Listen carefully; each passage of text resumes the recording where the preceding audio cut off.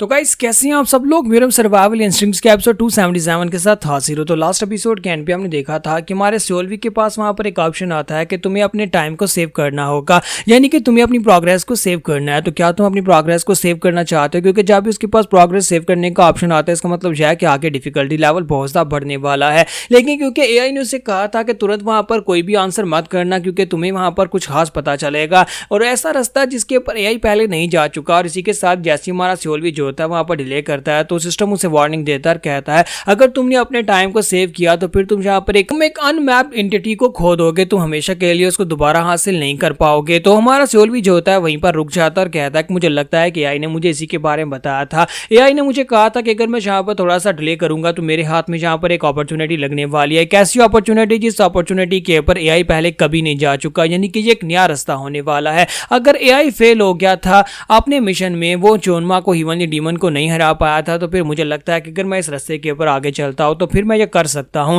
हो सकता है कि मुझे यहाँ पर इस अननोन आइडेंटिटी से कुछ ऐसा मिल जाए जो मुझे यहाँ पर जो एआई को नहीं मिल सका वो मुझे मिल जाए। हमारा सोल्वी कहता है कि मुझे लगता है कि मेरी ये वाली लाइफ इस बात के ऊपर डिपेंड करती है कि मैं यहाँ पर इस अपॉर्चुनिटी को किस तरह से गेन करता हूँ और किस तरह से इस अपॉर्चुनिटी से फायदा हासिल करता हूँ। क्योंकि ये जो अनआइडेंटिफाइड एंटिटी आने वाली है वो ऐसी चीज है जिसके बारे में एआई को भी नहीं पता, और मैं एक ऐसी बात क्रिएट कर दूंगा जिसके बारे में एआई को नहीं पता और हो सकता है कि वो मुझे आगे तक लेकर जा सकती है। लेकिन मैं यहाँ पर इसके बारे में ज्यादा नहीं सोच सकता, मेरे पास इतना समय नहीं है। मुझे लगता है कि या तो करो या फिर मरो का है, क्योंकि अगर यहाँ पर इस लाइफ में फेल भी हो जाता हूँ, मेरे पास एक्स्ट्रा लाइफ है, मैं दोबारा वापस जाकर हमारे गोनमा ने जो ऑप्शंस दिए तो उसमें सेकंड ऑप्शन को चूज करूंगा और उसके बाद उस मैप के टुकड़े ढूंढकर जाकर चोनमा के ऑफिस में से या चोनमा के स्टोरेज के अंदर से स्पेशल मार्शल आर्ट्स को ले लूंगा और फिर अपने आप को ट्रांसेंडेंस डीमन राम में पहुंचा लूंगा। तो मुझे लगता है कि यहाँ पर बेहतर ऑप्शन यही है कि मैं उस अननोन एंटिटी के पीछे जाऊं और इसी के साथ ही हमारा सोल्वी जो होता है अपने टाइम को सेव नहीं करता,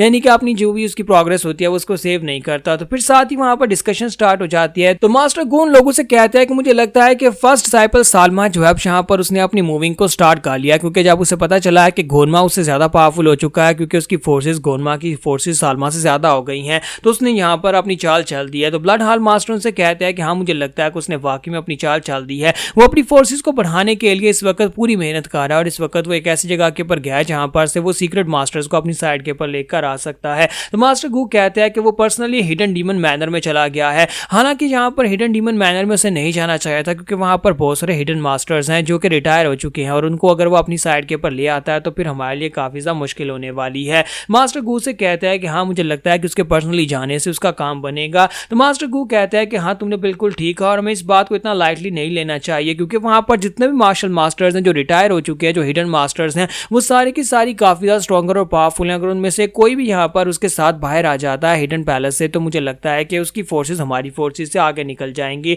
तो मास्टर ऑलवेज सोच रहा होता है कि ये हिडन डीमन मैनर क्या है और मैंने यहाँ पर इसके बारे में नहीं सुना। मुझे लगता है कि ये एक ऐसी जगह है जहाँ पर डिमोनिक पैलेस के जितने भी रिटायर्ड सोल्जर्स हैं, जितने भी रिटायर्ड एल्डर्स हैं, वो सारे वहां पर जाकर रहते हैं। और अगर ये लोग वाकई में कामयाब हो जाते हैं और सालमा वहां पर से एल्डर्स की एक फोर्स लेकर आ जाता है और वहां से रिटायर्ड मास्टर्स को रिक्रूट कर लेता है तो फिर यहाँ पर उसके नंबर्स हमसे ज्यादा हो जाएंगे। तो मास्टर आक भी कहते हैं अगर ऐसी बात है तो फिर हमें भी यहाँ पर जल्दी से जल्दी कुछ करना होगा, हमारे पास ज्यादा समय नहीं है। फर्स्ट डिसाइपल जो कुछ भी कर रहा है वो अपनी फोर्सेस को बढ़ाने के लिए कर रहा है। मास्टर आक भी उन लोगों को मशवरा देते हैं और कहते हैं कि अगर ऐसी बात है तो मैं यहाँ पर तुम लोगों को यही मशवरा दूंगा कि हमें जल्दी से जल्दी थर्ड डिसाइपल आर्यों के ऊपर अटैक कर देना चाहिए। तो ब्लड हाल मास्टर से कहता है कि तुम चाहते हो कि थर्ड डिसाइपल के ऊपर अटैक करे। तो मास्टर आरान जो कहती है कि हाँ मुझे भी लगता है कि यहाँ पर थर्ड डिसाइपल के ऊपर अटैक किया जाना चाहिए। जितनी जल्दी हो सके हम लोग यहाँ पर पावर स्ट्रगल को कम करने की कोशिश करते हैं ताकि एंड के ऊपर सालमा और गोनमा की आपस में फाइट हो, क्योंकि वो लड़की जो थर्ड डिसाइपल आर्योंग शी है वो चाहे यहाँ पर कितनी शार्प क्यों ना हो लेकिन वो बाकी के मुकाबले में बहुत ज्यादा कमजोर है।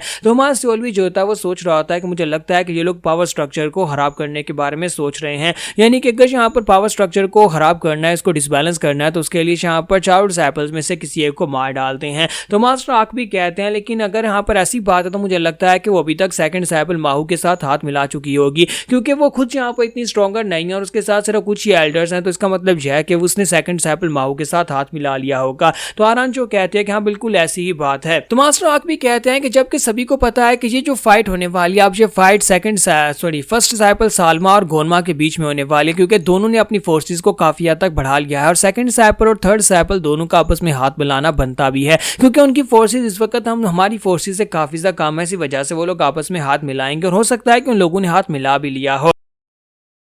तो मास्टर आग भी कहते हैं तो फिर मैं यहाँ पर यही सुजेस्ट करूंगा कि भाई जल्दी से जल्दी ये करना होगा। तो मास्टर गोनमा उनसे कहता है कि वाकई में तुम लोग यहाँ पर थर्ड डिसाइपल के ऊपर अटैक करने वाले हो। मैं वैसे भी यहाँ पर सोच रहा था थर्ड डिसाइपल के ऊपर अटैक करने के बारे में नियर फ्यूचर में। तो इसी के साथ ही मास्टर गो कहता है मैं भी इस बात से एग्री करता हूँ, मुझे लगता है कि ये करना चाहिए। और ब्लड हाल मास्टर भी कहता है कि हाँ मुझे लगता है कि थर्ड डिसाइपल को रास्ते से हटा देते हैं। तो मास्टर आरान चौन लोगों से कहते हैं कि मुझे लगता है कि जितनी जल्दी ये करेंगे उतना बेहतर रहेगा। अगर यहाँ पर माहू के साथ उसने कोई अपनी डील कर भी ली है और दोनों आपस में मिल चुके हैं, तब भी यहाँ पर मुझे लगता है कि जितनी जल्दी अटैक करेंगे उतना बेहतर रहने वाला है। क्योंकि अगर देखा जाए तो यहाँ पर सेकंड डिसाइपल और थर्ड डिसाइपल के जितने भी सबऑर्डिनेट्स हैं वो सभी एक दूसरे से नफरत करते हैं। यहाँ तक कि सभी डिसाइपल जो कि इन चारों डिसाइपल्स के अपने लोग हैं वो सारे एक दूसरे से नफरत करते हैं। तो अगर वो लोग एक दूसरे के साथ अलायंस बना भी लेते हैं, यानी आरान और माहू दोनों आपस में हाथ मिला भी लेते हैं, तब भी यहाँ पर नीचे के जितने सोल्जर्स हैं वो सभी एक दूसरे से नफरत करते रहेंगे। इसका मतलब यह है कि उन सभी के बीच में यहाँ पर बॉन्डिंग नहीं बनी और हम लोग बड़ी आसानी से उनके ऊपर स्ट्राइक कर सकते हैं।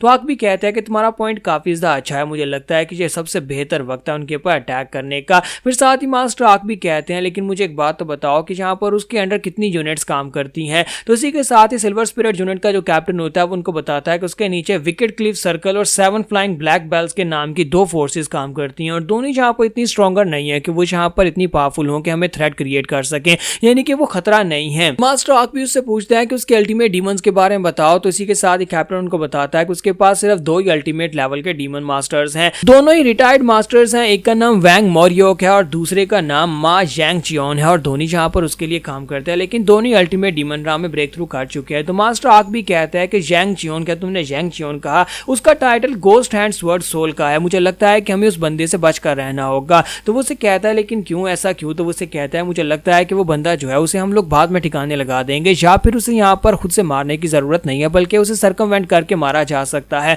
लेकिन फिलहाल के लिए मुझे यहाँ पर मोरियांग और बाकी के सभी लोगों के ऊपर ध्यान देने की जरूरत है। और रही बात यहाँ पर उसके अल्टीमेट डीमन मास्टर्स की, तो मुझे नहीं लगता कि वो इतने स्ट्रॉन्गर है कि वो यहाँ पर हमारे अल्टीमेट डीमन मास्टर्स का मुकाबला कर सकें। तो इसी के साथ ही कैप्टन उनसे कहता है लेकिन असली दिक्कत तो यहाँ पर यह है ना कि उसके पास रिटायर्ड मास्टर्स हैं, उसके पास कुछ ऐसे मास्टर्स हैं जो कि जोनमा ने खुद यहाँ पर अनाउंस किया था कि उसके पास कुछ ऐसे एल्डर्स हैं जिनकी वजह से वो यहाँ पर थर्ड डिसाइपल बन पाई है। तो मास्टर गोन लोगों से कहते हैं कि इसने बिल्कुल ठीक कहा, हम लोग यहाँ पर उन सभी एल्डर्स को अंडर एस्टिमेट बिल्कुल भी नहीं कर सकते, वो सभी रिटायर्ड मास्टर्स हैं बिल्कुल आप लोगों की तरह, जैसे कि मास्टर आरोन और मास्टर आक भी हैं। आप लोग भी इतने स्ट्रॉन्गर हैं और वो लोग भी यहाँ पर इतने ही स्ट्रॉन्गर होंगे। तो अगर वो लोग इस फाइट का हिस्सा बनते हैं तो फिर तो हमारे हाथ में काफी ज्यादा कैजुअलिटीज होने वाली, यानी कि हमें काफी ज्यादा नुकसान पहुंचने वाला है। तो ब्लड हाल मास्टर उनसे कहते हैं कि क्या कोई तरीका है जिससे हम लोग उन एल्डर्स को मना सके या फिर अपनी साइड के ऊपर लेकर आ सकें। तो मास्टर गू से कहते हैं कि अगर देखा जाए तो मुझे लगता है कि उन एल्डर्स को भी इस बारे में अंदाजा हो गया होगा कि इस वक्त पावर स्ट्रगल किस तरफ जा रही है और उन्हें भी आइडिया है कि कौन यहाँ पर सक्सेसर बनने के ज्यादा करीब है और उन्हें पता है कि आर्यंशी ज्यादा कुछ कर नहीं पाएगी। तो अगर देखा जाए तो मुझे लगता है कि यहाँ पर इतना मुश्किल भी नहीं होने वाला। अगर एल्डर्स को इस बात की समझ है तो फिर एल्डर्स कभी आर्यों का साथ नहीं देंगे, लेकिन क्योंकि उसके साथ वफादार है तो फिर उसकी जान बचाने के लिए वो आखिरी स्ट्रगल जरूर करेंगे। तो यहाँ पर हमारी एपिसोड 277 का एंड होगा और नेक्स्ट एपिसोड में देखेंगे कि यहाँ पर इस मीटिंग में क्या तय पाने वाला है, कौन आर्यंशी के पर जाकर अटैक करेगा और कैसे करेगा।